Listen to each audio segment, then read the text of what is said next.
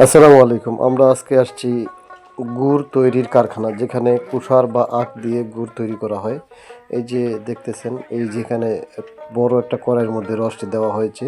এই রসটির জাল দিয়ে এর যে ময়লাটা, উপরের ময়লা একটা বের হয়, ওই ময়লাটা আবার তুলে ফেলা হয়।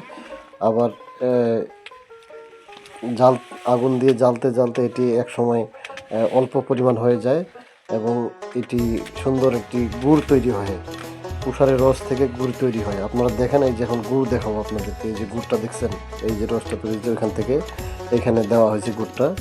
তো এত সুন্দর গুড়টা, এই যে এখন গরম গুড় ঢালছে এই জায়গায়, মানে খেতে যে স্বাদ, আমরা ওইখান থেকে খেয়েছি।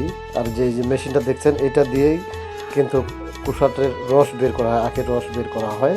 আগে গরু মহিষ দিয়ে ঘোরায় ঘোরায় রস বের করতো, এখন মেশিন দিয়ে, আধুনিক যুগের মেশিন দিয়ে।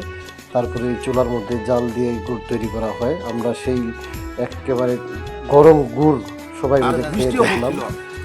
এই যে আমরা কিন্তু সরাসরি আজকে গুড় খাচ্ছি। হ্যাঁ, আমাদের বড় ভাই রাজুর ভাই, রাতের বেলা তো কম দেখা যাচ্ছে।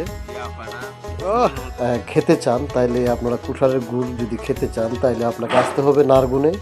এখানে আসলে আপনারা টাটকা গুড় খেতে পারবেন। এবং আজকে যে আমাদের সবাই মিলে গেছিলাম গুড় খেতে ওই জায়গায়, এবং গুড়ও নিয়ে আসছি সবাই পরিবারের জন্য, সবাই সবার জন্য গুড় নিয়ে আসছি। আমরা এই যে গুড় অর্জন করে নিচ্ছি, অনেক ভালো লাগলো। অবশ্যই আপনারা যদি কেউ আসতে চান টাটকা গুড় নেওয়ার জন্য, তাহলে অবশ্যই আপনাদেরকে যেতে হবে নারগুনে। এখানে আসলেই আপনারা এই গুড় পাবেন, ভালো টাটকা গুড়। কারণ শীতের সময় এই গুড় দিয়ে পিঠাপুলি খেতে খুব ভালোই লাগে। ধন্যবাদ। আসসালামু আলাইকুম।